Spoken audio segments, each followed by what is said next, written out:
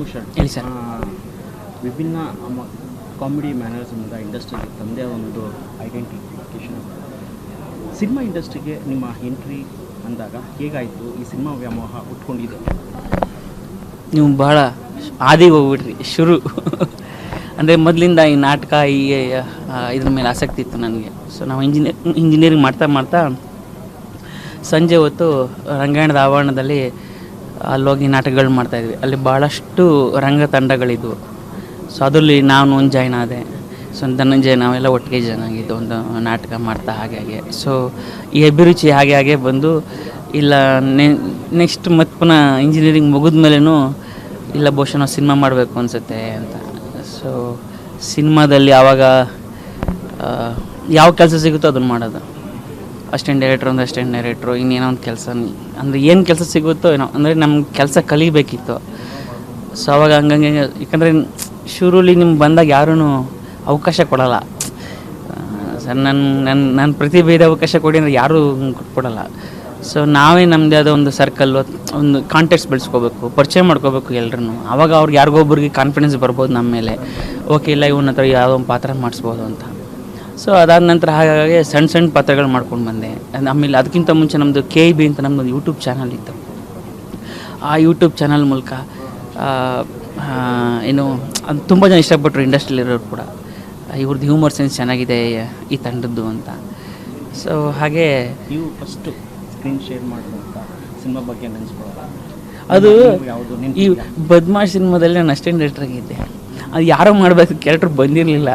So ನಾನೊಂದು ಚಿಕ್ಕ character ಮಾಡಿದ್ದೆ ಅದರಲ್ಲಿ, ಬದ್ಮಾಶ್ ಸಿನಿಮಾದಲ್ಲಿ. ಹೌದು, ಧನಂಜಯ ಅವ್ರದ್ದೇ ಸಿನಿಮಾ. ಆ ಟೈಮಲ್ಲಿ ನೀವು ಇನ್ನೂ ಎಂಟ್ರಿ ಕೊಡ್ತಾ ಇದ್ರಿ. ಸೊ ಈಗ ನಟನಾಗಿ, ಹಾಸ್ಯ ನಟನಾಗಿ ಗುರುತಿಸ್ಕೊಂಡಿದ್ದೀರಾ. ಸೊ ಈಗ ಇವತ್ತಿನ ಸಿನಿಮಾಗಳ ಬಗ್ಗೆ ಮಾತಾಡೋದು, ಇವತ್ತು ಹೇಗೆ ಅನಿಸುತ್ತೆ ನಿಮಗೆ? ನೀವು ಅಂದ್ಕೊಂಡಿದ್ರಾ ನಾನು ಕ್ಲಿಕ್ ಆಗ್ತೀನಿ, ಇಂಡಸ್ಟ್ರಿ ಸಕ್ಸಸ್ ಆಗ್ತೀನಿ ಅಂತ? ಅಂದರೆ ಒಂದು ನಂಬಿಕೆ ಇತ್ತು ಕೆಲಸ ಮಾಡಿದ್ರೆ ಬರ್ಬೋದು ಅಂತ. ಬಟ್ ಇವ್ಯಾವುದನ್ನು ಅಂದರೆ ನನಗೆ ಜಾಸ್ತಿ ಈ ಸಪೋರ್ಟಿಂಗ್ ರೋಲ್ಸ್ ಮಾಡೋದಕ್ಕೆ ನಾನು ಒಲವು ಜಾಸ್ತಿ ಆ್ಯಕ್ಚುಲಿ. ಹಂಗೆ ನೋಡಿದ್ರೆ ಈ ಥರ ಲೀಡ್ ಆಗ್ತೀನಿ ಅನ್ನೋ ಒಂದು ನನಗೆ ಆಯ್ದಿಲ್ಲ. ಅದೆಲ್ಲ ಹೆಂಗೋ ತಾನಾಗೆ ಬಂತು. ಖುಷಿ ಇರುತ್ತೆ.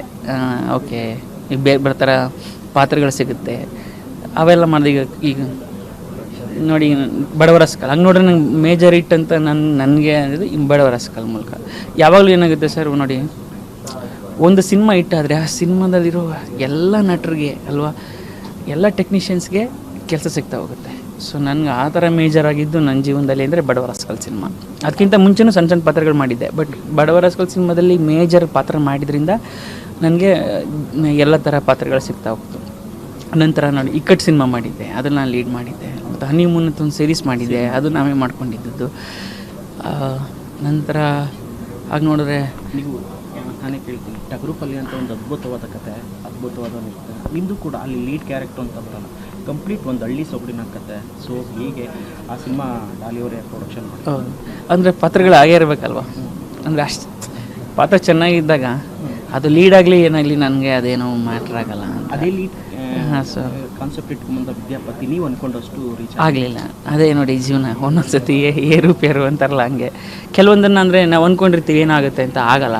ಬಟ್ ಅಗೇನ್ ಅದನ್ನ ಎಕ್ಸೆಪ್ಟ್ ಮಾಡಿಕೊಂಡು ನಮ್ದು ಏನಿದೆ ತಪ್ಪುಗಳನ್ನ ನೋಡಿಕೊಂಡು, ಇಲ್ಲ ಈ ಥರ ಏನೋ ಆಗಿದೆನೋ, ಬೇರೆ ಥರ ಕೆಲಸ ಮಾಡೋಣ ಅಂತ. ಬೇಸಿಕ್ಲಿ ಏನು ಗೊತ್ತಾ ಅಂದರೆ, ನನಗೆ ಎಲ್ಲ ಥರ ಪಾತ್ರಗಳನ್ನ ಮಾಡ್ತಾ ಹೋದಷ್ಟು ಬೇರೆ ಬೇರೆ ಥರ ನಾವೇ ತೆರ್ಕೊಳ್ತಾ ಹೋಗ್ತೀವಲ್ಲ. ಸೊ ಅದು ಮುಖ್ಯ ಅಷ್ಟೇ. ಸೋಲು ಗೆಲುವು ಇದ್ದೇ ಇರುತ್ತೆ. ಓಕೆ, ನಿಮಗೆ ಇಲ್ಲಿವರೆಗೂ ಮಾಡಿರೋ ಪಾತ್ರಗಳಲ್ಲಿ ಮುಂದೆ ಮಾಡಬೇಕು ಅಂದಾಗ ಪಾತ್ರಗಳು ಯಾವುದು ಮಾಡಬೇಕು, ಈ ಥರದ್ದು ಒಂದು ಪಾತ್ರ ಮಾಡಬೇಕಪ್ಪ ನಾನು ನಟನಾಗಿ? ನನಗೆಲ್ಲನೂ ಇಷ್ಟ. ಒಂದು ವಿಲನ್ನು ಮಾಡಬೇಕು ಅಂತ ಆಸೆ ಇದೆ.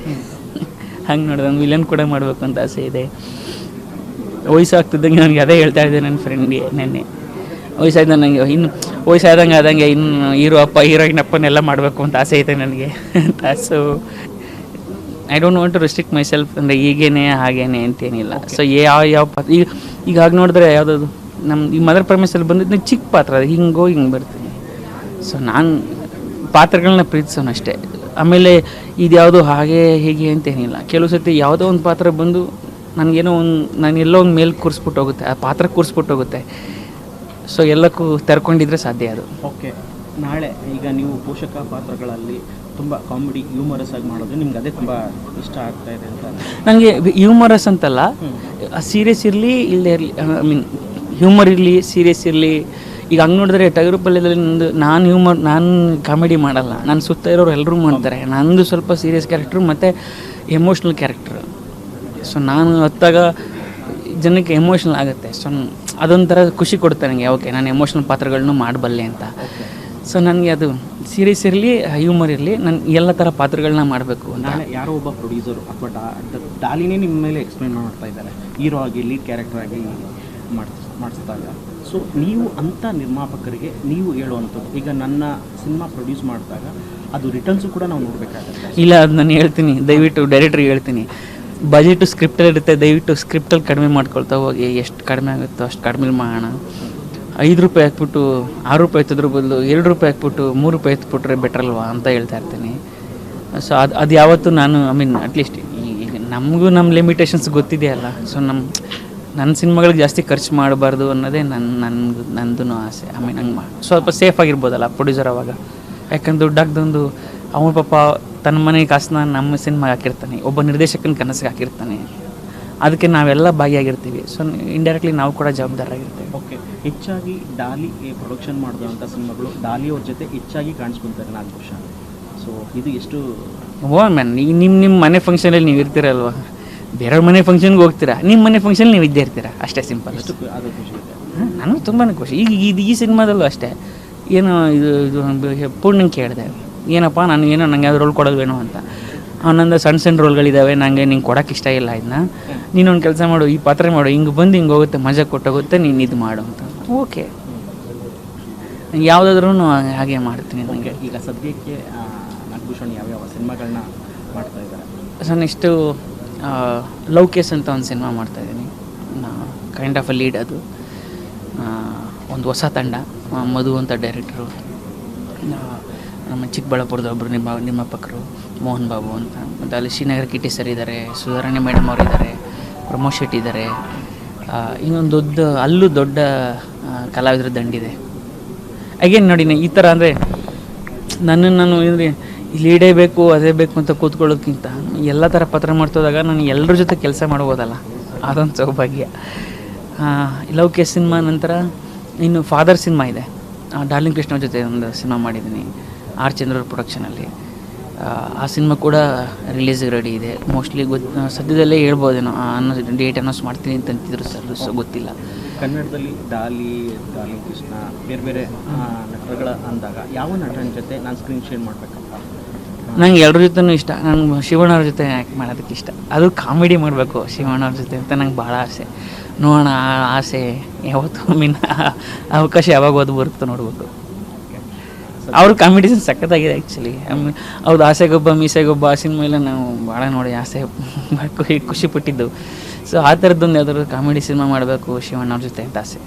ನೀವು ಧನಂಜಯ್ ಯಾವತ್ತನ ಬೇಜಾರು ಮಾಡ್ಕೊಂಡಿದ್ದು ಸಿನಿಮಾ ವಿಚಾರವಾಗಿ, ಕೆಲಸದ ವಿಚಾರ ಯಾವತ್ತನ್ನ ಬೇಜಾರು ಮಾಡ್ಕೊಂಡಿದ್ದು ಅಂತ? ತುಂಬ ಸಲ, ತುಂಬ ಜಗಳಾಡೋರು ನಾವಿಬ್ಬರೇ. ಜಗಳ ಫ್ರೆಂಡ್ಸ್ ಜೊತೆ ಏನು ಒಂದು ದಿನನೂ ಇರಲ್ಲ, ಸರ್ ಹೋಗ್ತೀವಿ. ಗೊತ್ತಲ್ಲ, ಅಂದರೆ we are matured enough to understand ಅಲ್ಲ. ಅಥವಾ ಅವ್ನು ಯಾಕೆ ನಾನು ಬೈದ ಅಂತ ನಾನು ಒಂದು ಸತಿ ಯೋಚನೆ ಮಾಡಿಬಿಟ್ರೆ ಅಲ್ಲಿ ಯಾವುದೇ ಸಂಬಂಧಗಳಲ್ಲಿ ನಾವಿಬ್ಬರು ಚೆನ್ನಾಗಿದ್ದಾಗ ನೀವೇನೋ ನನ್ನ ಬೈದಾಗ ಯಾಕೆ ಬೈದ ಅಂತ, ಏನು ಬೈದೆ ಅನ್ನೋದಕ್ಕಿಂತ ಯಾಕೆ ಬೈದ ಅಂತ ಒಂದು ಸತಿ ಯೋಚನೆ ಮಾಡಿಬಿಟ್ರೆ ಅಲ್ಲಿ ಬೇರೆ ವಿವಾದಕ್ಕೆ ಆಸ್ಪದನೇ ಇರಲ್ಲ. ಓಕೆ, ಧನಂಜಯ್ ಅವ್ರನ್ನ ಒಬ್ಬ ಫ್ರೆಂಡಾಗಿ ಇಷ್ಟಪಡ್ತೀರಾ, ಒಬ್ಬ ನಟನಾಗಿ, ಒಬ್ಬ ಸಾಹಿತಿಯಾಗಿ, ಒಬ್ಬ ನಿರ್ಮಾಪಕನಾಗಿ ಇಷ್ಟಪಡ್ತೀರಾ ನಾಗಭೂಷಣ್? ಇದೆಲ್ಲ ಒಬ್ಬ ವ್ಯಕ್ತಿ ಅಂದರೆ ಇದೆಲ್ಲದರ ಒಂದು ಪರ್ಸನಲ್ ನನ್ನ ಫ್ರೆಂಡಾಗಿ ಇಷ್ಟ ಯಾವಾಗಲೂ ಅವನು. ಅದನ್ನ ನಂತರ ಒಬ್ಬ ಸಾಹಿತ್ಯಕ್ಕೆ ಕೂಡ ನನಗೆ ಭಾಳ ಇಷ್ಟ. ಅದೇನೋ ತುಂಬ ಅಂದರೆ ಯಾಕೋ ಗೊತ್ತಿಲ್ಲ, ಯಾರು ಗುರ್ತಿಸ್ತಾ ಇಲ್ವೋ ಏನೋ ಅನಿಸುತ್ತೆ ಒಂದೊಂದು ಟೈಮಲ್ಲಿ. ಎಷ್ಟು ಚೆನ್ನಾಗಿ ಹಾಡು ಬರೀತಾನೆ ಅಂತಂದರೆ ಅದು ಹೆಕ್ಕಿ ಪೋಣಿಸ್ದಂಗೆ ಇರ್ತದೆ ಪದಗಳು. ಹಾಡೋಕ್ಕೆ ಅಷ್ಟು ಈಸಿಯಾಗಿರುತ್ತಲ್ಲ, ಲಾಲಿತ್ಯ ಅಂತಾರಲ್ಲ ಹಾಗೆ ಅಷ್ಟು ಚೆನ್ನಾಗಿ ಬರೀತಾನೆ.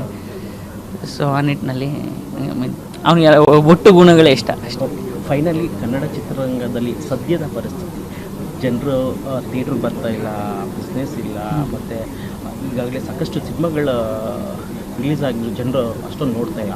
ಈ ಬಗ್ಗೆ ನಾಗಭೂಷಣ್ ಅವರ ಅಭಿಪ್ರಾಯ? ಸರ್ ಒಂದು ನಾವು ಈಗ ಹೋಗ್ತಿಲ್ಲ ಅಂತ ಬಿಡೋಕ್ಕಾಗಲ್ಲ, ನಮ್ಮದು ಸತತ ಪ್ರಯತ್ನ ನಾವು ಮಾಡ್ತಾನೆ ಇರಬೇಕಾಗತ್ತೆ.